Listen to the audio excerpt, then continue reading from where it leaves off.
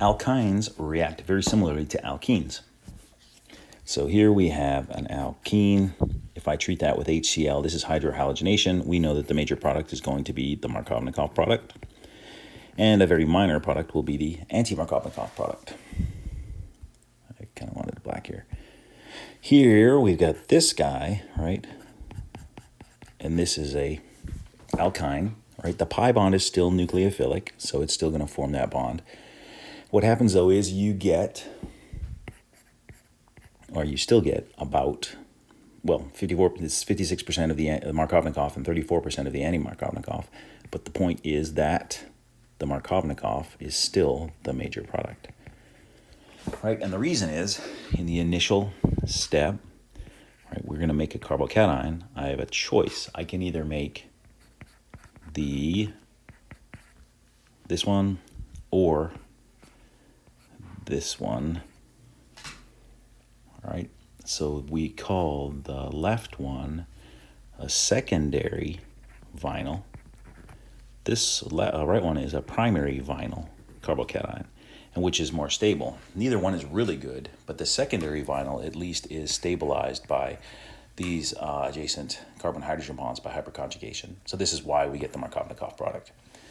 All right, so quick reminder of carbocation stability. Vinyl's not very good, but secondary vinyl will be better than primary vinyl. We have add one equivalent. So what we know is we're going to get this, right? The Markovnikov, although these are equivalent, so we'd get equal amounts of the same thing, right? What happens when we add a second equivalent? Well, let's do this and think about it. We got this adds here. And so I have a choice, right? I can put the H here and get the carbocation here with the chlorine. Or I can put the hydrogen on the other side with the chlorine and get the carbocation here. Does that make sense? I think it does. Yeah.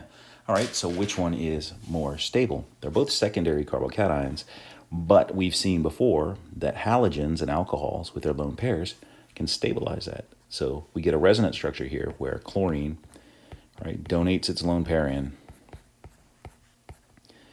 forming, right, this cation on chlorine. So it's more stable. So that's the reason that the product is going to be this, where both chlorines add to the same carbon. All right, so when we add two equivalents of HCl, the halogen ends up on the same carbon. So practicing that, we have DCl. Remember, deuterium is an isotope of hydrogen. Now we use it so we can see it. So let's add one equivalent of DCl. We expect to see this guy, and what we know is the chlorine will go here and the D goes here. All right, add a second equivalent and we would expect to see two chlorines on the same carbon. This is called a geminal dihalide or geminal chloride, and we'll have a C with an H and two Ds. All right, so again, chlorines add to the same carbon. So here, one equivalent, what would you do? So this is an internal alkyne versus the terminal alkynes we were just talking about. In the terminal, these carbons are substituted differently, right? The carbon on the left has a methyl attached to it. The carbon on the right is terminal, it only has a hydrogen. So there's a Markovnikov product. In this case, there's no regiochemistry because they're equivalent, right? Both carbons are equally substituted. So what we'll get is a mixture. 1, 2, 3, 4, 5 carbons. 1, 2. Put the bromine there, and yeah, there. Mixture of products, right? Because it's equally substituted. Excess means excess, just, looks cool. Two equivalents really of the bromide. And so what we'll get is we're adding another equivalent basically to these guys, aren't we? All right, so in this case, you'd get a mixture as well, but the mixture now is going to be of the vicinal dibromides.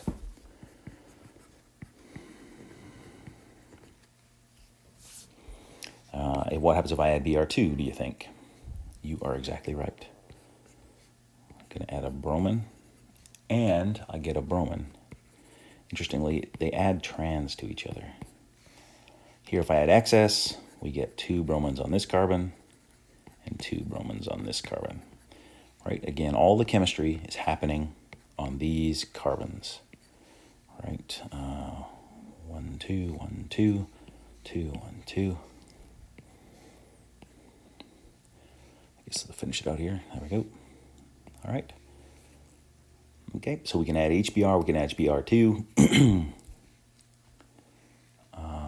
Where it's going to get interesting is when we add water to alkynes, things get a little bit different. They differ slightly from alkenes. Just as a quick review, if I add water with an acid catalyst, acid catalyzed hydration, I get the Markovnikov alcohol. Watch out for rearrangement.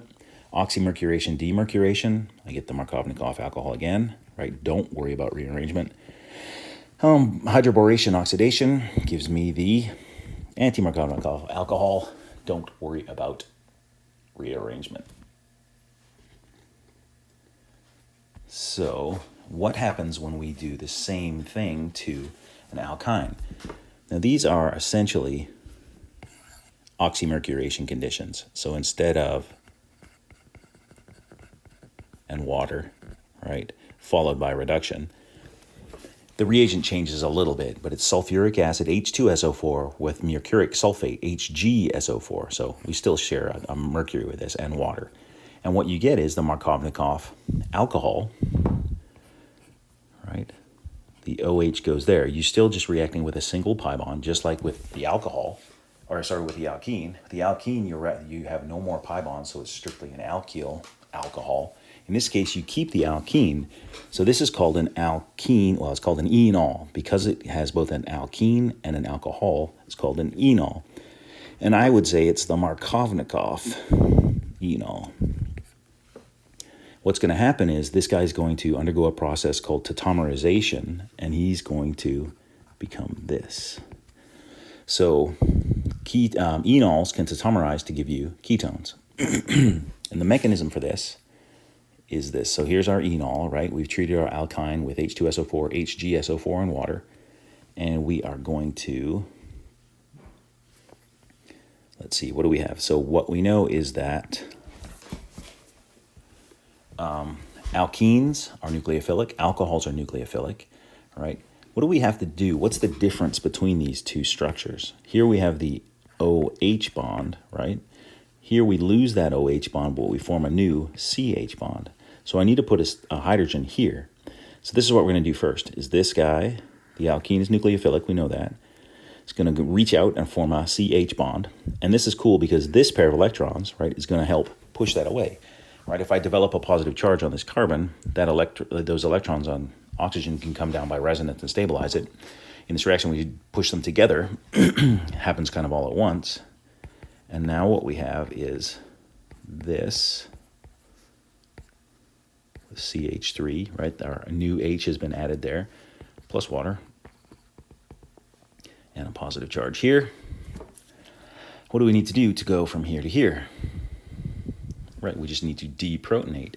So now water can act as a weak base, give these electrons back to O, so he has 2 lone pairs, and he's happy, and we regenerate our catalyst that we used in the first place. So this is acid-catalyzed ketoenol tautomerization. So we're going between a ketone, well, we're going between the enol and the ketone, but you say ketoenol tautomerization. You can also do this with basic conditions that we'll see in a second. So let's go ahead and predict the products. So H2SO4, HgSO4, sort of understood that water's in there. What I'm going to do is make so that's an intermediate, right? 1, 2, 3, 4, 5, and I'm going to get the enol, right? Plus, I would also get the enol on this carbon, right? They're equally substituted, so the Markovnikov enol would be, there's no regiochemistry here. And then these guys are going to tautomerize to give me this ketone and this ketone. All right, so here we have electrophilic addition, followed by ketoenol tautomerization. So treating alkynes with oxymercuration conditions makes ketones. Same thing here, written a different way. What are we going to get? This time I'm just going to skip ahead and just get to the point. This is the more substituted carbon, so I'll get the enol there, but it'll tautomerize, and so I get this ketone. All right, what about hydroboration oxidation, you say, where if I make the anti-Markovnikov enol, 1, 2, 3, so same thing, I'm going to make the anti-Markovnikov enol, which means I'm putting the OH here. So if we think about it, we're going to make the aldehyde. And internally, there's no difference. So you make the enol, it tautomerizes to give you 2 ketones again. So, right, is that right? Let's check. 1, 2, 3, 4, 5, right? So I can put my enol or my alcohol on 2 or 3. It'll tautomerize to give me a ketone at 2 and a ketone at 3. All right, so hydroboration oxidation makes aldehydes and ketones. Oxymercuration conditions make ketones. And let's see the base catalyzed reaction. What would we do first in this case? So now we've got, we have got base, a strong base, and water, right? If you have a choice, if you got strong base and water together, they're both nucleophilic, but who's more nucleophilic? The hydroxide. So you're going to use that in your mechanism first. It would be strange to use water in the mechanism first when you have a more reactive species around. And what it's going to do is grab the proton, throw those electrons there. And if it does, then we've got this.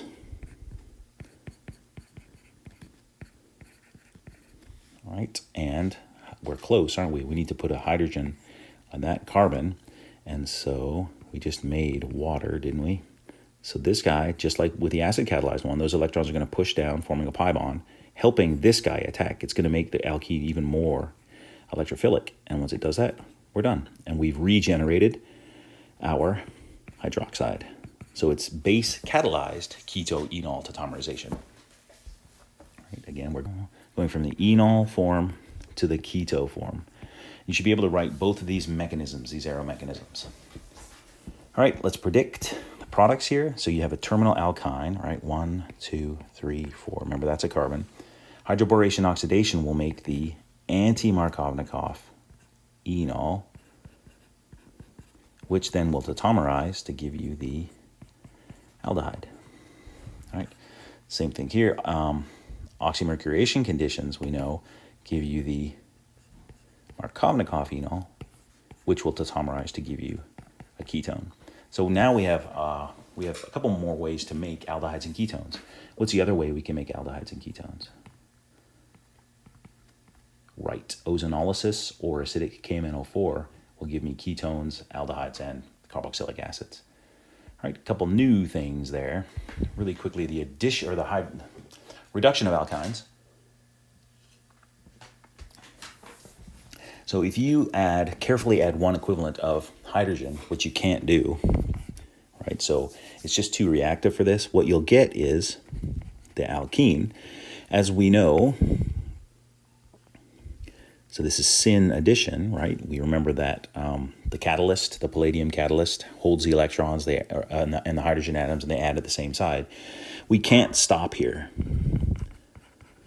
So if the second equivalent adds, what's going to happen? You're going to make the alkane. Right? So we can't stop here. So what that means is alkynes treated with H2 palladium and carbon make alkanes.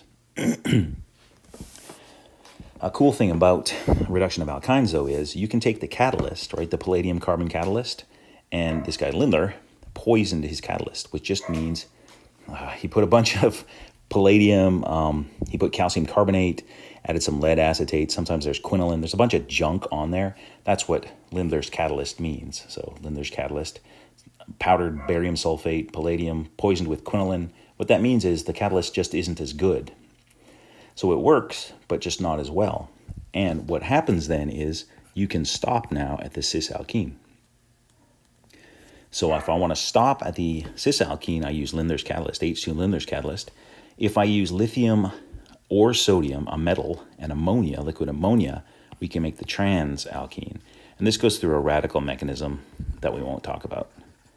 All right, so this is kind of black box stuff, but if I add H2 Lindlar's catalyst, I get the cis-alkene. If I take an alkyne and I add lithium or sodium, metal and ammonia, I get the trans-alkene. If I add H2, palladium, and carbon, I turn it to the alkane. So know that we can reduce alkynes 3 different ways. Oxidation of alkynes, ozone and KMNO4 do the same thing. And what they do, oxidative cleavage again, we keep the carbons, but instead of giving ketones, aldehydes, we get carboxylic acids. So this carbon here becomes a carboxylic acid. Other carbon becomes a carboxylic acid.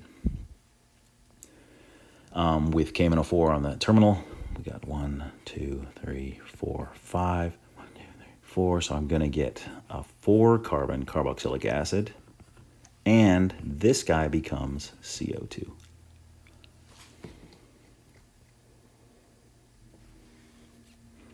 All right, so we can do halogenation, right? We add 2 equivalents of those things, and the bromines go to the same carbon, right? For this guy, we can do we can add water 2 different ways to get the Markovnikov enol or anti-Markovnikov enol, which will give us aldehydes or ketones. We can reduce it 3 ways. We can stop at the trans alkene using lithium and ammonia, right? Or we can get to the cis-alkene using Lindlar's catalyst. Or we can get it all the way to the alkane using H2 and palladium and carbon. All right, we have one more reaction to look at. And this is going to open up a whole world of organic synthesis for us, which you're going to